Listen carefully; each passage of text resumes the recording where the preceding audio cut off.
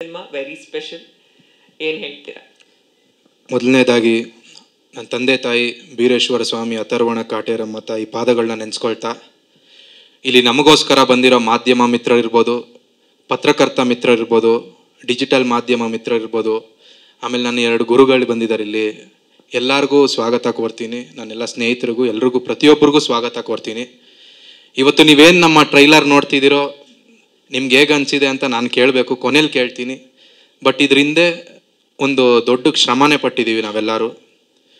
ಈ ರೋಣ ಅನ್ನೋ script select ಆಗೋದೇ ನಮಗೊಂದು ಖುಷಿ ವಿಷಯ. ಯಾಕೆ ಅಂದರೆ ಕೆರೆಬೇಟೆಯಲ್ಲಿ ನಾವು ಕೆಲಸ ಮಾಡ್ತಿದ್ವಾಗ ಶೆಡ್ಯೂಲ್ ಪ್ಯಾಕಪ್ ಆದಮೇಲೆ ನಾನು ಸತೀಶ್ ಅಣ್ಣ ಊಟ ಆದ ತಕ್ಷಣ ಒಂದು ವಾಕ್ ಹೋಗ್ತಿದ್ವಿ. ಹಂಗೆ ವಾಕ್ ಹೋಗ್ತಾ ಬರ್ತಿರುವಾಗ ನಾವು ಬರೀ ಡಿಸ್ಕಷನ್ನೇ ಅದೇ ಇರ್ತಿತ್ತು. ಸಿನಿಮಾ ಏನಾಗುತ್ತೆ, ಯಾವ್ಯಾವ ಸಿನಿಮಾ ಬಿಡ್ತಿದ್ದಾರೆ, ಏನು ನಡೀತಾ ಇದೆ, ಅಣ್ಣ ನೀನು ಯಾವ್ದು ಮಾಡ್ಕೊಂಡಿದ್ಯಾ, ನಿನ್ಗೆ ಯಾರು ಡೈರೆಕ್ಟರ್ಸ್ ಪರಿಚಯ ಇದ್ದರೆ ನನಗೂ ಸ್ವಲ್ಪ ಚಾನ್ಸ್ ಕೊಡ್ಸಕ್ಕೆ ಹೇಳು, ಆ ಥರನೇ ಮಾತಾಡ್ತಿದ್ವಿ. ಜೊತೆಯಲ್ಲಿ ಒಂದು ಟೈಮಲ್ಲಿ ಡಿಸೈಡ್ ಆದ್ವಿ ನಾವೇ ಒಂದು ಪ್ರೊಡಕ್ಷನ್ ಮಾಡೋಣ. ಹೆಂಗೂ ನನ್ನ ಫ್ರೆಂಡ್ಸ್ ಕೂಡ ಸಪೋರ್ಟಿವ್ ಆಗಿದ್ದಾರೆ. ಸೊ ಅದನ್ನು ಕೂಡ ಒಂದು ಇನ್ವೆಸ್ಟ್ಮೆಂಟ್ ಸಿಗುತ್ತೆ, ಒಂದು ಕತೆ ಮಾಡಿಕೊಂಡು ನಾವೇ ಒಂದು ಪ್ರೊಡ್ಯೂಸ್ ಮಾಡ್ಕೊಂಡು ಮಾಡೋಣ ಅಂತ ಡಿಸೈಡ್ ಮಾಡಿದಾಗ ಇವರು ಒಂದು ಕತೆ ಹೇಳಿದ್ರು ನನಗೆ. ಇದು ಒಂದು ಲೈನಲ್ಲೂ ಒಂದು ಹೇಳಿದರು.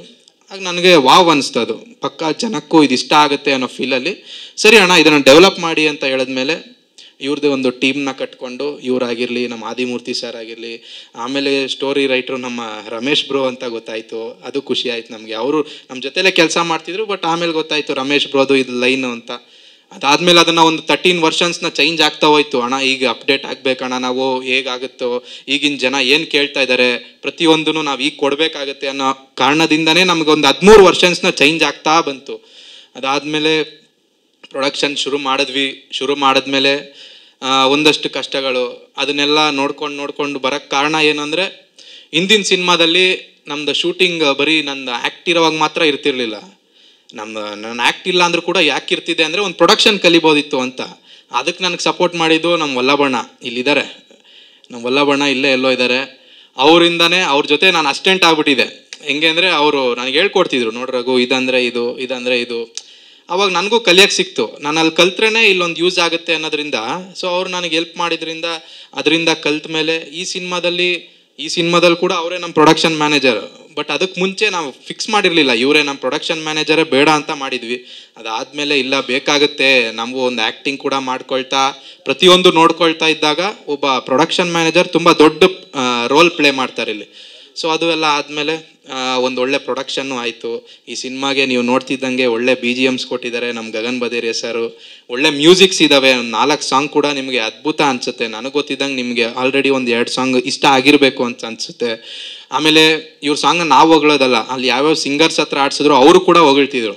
ಕೈಲಾಶ್ ಕೇರ್ ಸರ್ ಆಗಿರಲಿ, ಆ್ಯಂಟೋನಿ ಸರ್ ಆಗಿರಲಿ, ಮತ್ತು ಸಿದ್ಧಾರ್ಥ್ ಬೆಲ್ಮಣ್ಣು ಸರ್ ಆಗಿರಲಿ, ಕುನಲ್ ಗಾಂಜಾವಾಲ ಸರ್ ಆಗಿರಲಿ, ಪ್ರತಿಯೊಬ್ಬರು ಅದನ್ನು ಹೊಗಳ್ಕೊತಾನೆ ಬಂದರು. ಏನು ಸರ್ ಮ್ಯೂಸಿಕ್, ಯಾರು ಮಾಡಿದ್ದಾರೆ ಮ್ಯೂಸಿಕ್ಕು, ಪ್ರತಿ ಟೈಮ್ ಹೋದಾಗೂ ಕೇಳ್ತಿದ್ರು ಯಾರು ಮ್ಯೂಸಿಕ್ಕು ಅಂತ. BGM ಕೂಡ ಕೆಲವ್ರಿಗೆಲ್ಲ ತುಂಬಾ ಇಷ್ಟ ಆಗಿತ್ತು ಟೀಸರಲ್ಲಿ. ಇನ್ನು ಸಿನಿಮಾದಲ್ಲಿ ಒಂದು ದೊಡ್ಡ ಇದೆ BGMಸ್ಗೆ ಒಂದು ದೊಡ್ಡ ಸ್ಪೇಸೇ ಕೊಟ್ಟಿದ್ದಾರೆ.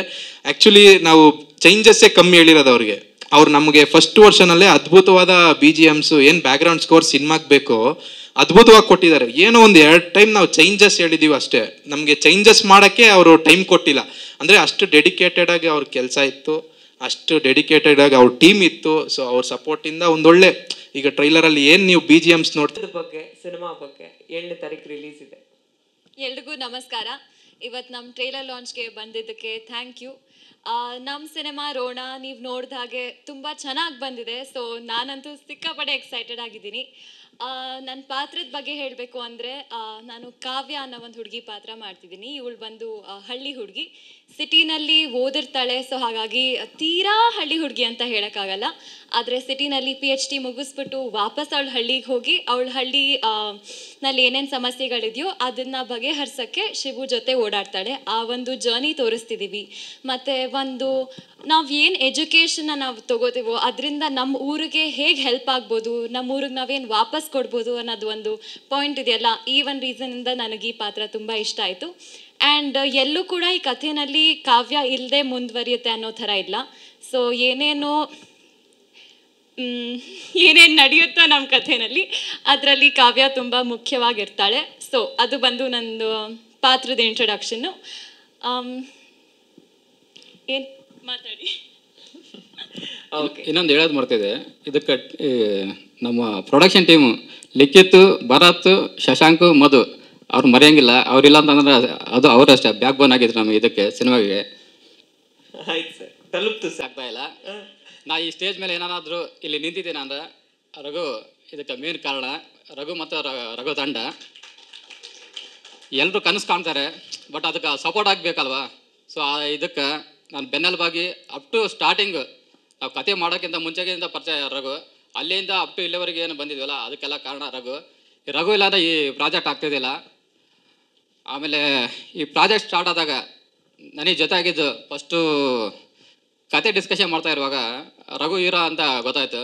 ಅದಾದಮೇಲೆ ರಘುಗೆ ಯಾವ ಥರ ಸಿನಿಮಾ ಮಾಡಬೇಕು, ಯಾವ ಥರ ಇದು ಮಾಡ್ಬೇಕಂತ ಅಂದಾಗ ಒಂದು 4 ಕತೆ ಇದ್ವು. ಬಟ್ ನಮ್ಮ ಹತ್ರ ಆ ರೇಂಜ್ ಬಜೆಟ್ ಇದ್ದಿಲ್ಲ. ರಘು ಅವ್ರ ಟೀಮ್ ಬಂದು ಒಂದು ಮೀಡಿಯಮ್ ಬಜೆಟಲ್ಲಿ ಯಾವುದಾದ್ರು ಕತೆ ಇದ್ರೆ ನೋಡೋಣ ಅಂತ ಹೇಳಿದರು. ಅವಾಗ ಡಿಸ್ಕಷನ್ ಮಾಡ್ತಾ ಇರುವಾಗ ರಮೇಶ್ ಅಂತ ನಮ್ಮ ಫ್ರೆಂಡ್ ಆ್ಯಕ್ಚುಲಿ 2021 ಒಂದು ಲೈನ್ ಹೇಳಿದ್ರು ಅವರು. ಕತೆ ಕೇಳಿದಾಗ ಒಂಥರ ಸ್ಪಾರ್ಕ್ ಆಗಿತ್ತು, ಇದು ಮಾಡಿರ ಚೆನ್ನಾಗಾಗುತ್ತೆ ಅಂತೇಳಿ ಒಂದ್ಸಲ ಅವರು ರಘು ಹತ್ರ ಡಿಸ್ಕಷನ್ ಮಾಡಿದ್ವಿ. ಇಲ್ಲಣ್ಣ ಕತೆ ಚೆನ್ನಾಗಿದೆ ಮಾಡೋಣ ಅಂತೇಳಿ ಇದು ಮಾಡಿದ್ವಿ. ಅದಾದ್ಮೇಲೆ ಕತೆ ಸ್ಟಾರ್ಟ್ ಮಾಡಿದ್ವಿ ನಾನು ರಮೇಶ್. ಕತೆ ಸ್ಟಾರ್ಟ್ ಮಾಡಿ ಸ್ಕ್ರೀನ್ಪ್ಲೇ ಇದು ಮಾಡಿದ್ವಿ. ಅದಾದಮೇಲೆ ನಮ್ಮ ಆದಿ ಸರ್ ಅಂತೇಳಿ ಇದಕ್ಕೆ ಡೈಲಾಗು ಸ್ಕ್ರೀನ್ಪ್ಲೇ ಬರೆದಿದ್ದಾರೆ, ಅದ್ಭುತವಾಗಿ ಬರೆದಿದ್ದಾರೆ. ಅದಾದಮೇಲೆ ಸ್ಕ್ರಿಪ್ಟ್ ಮುಗೀತು. ಸ್ಕ್ರಿಪ್ಟ್ ಆದಮೇಲೆ ಶೂಟಿಂಗ್ ಹೋದ್ವಿ. ಶೂಟಿಂಗ್ ಹೋದಾಗ ನಮ್ಮ ಅರುಣಣ್ಣ ಅಂತೇಳಿ ಕ್ಯಾಮ್ರಾಮ್ಯಾನು ಅದ್ಭುತವಾಗಿ ಮಾಡಿದ್ದಾರೆ.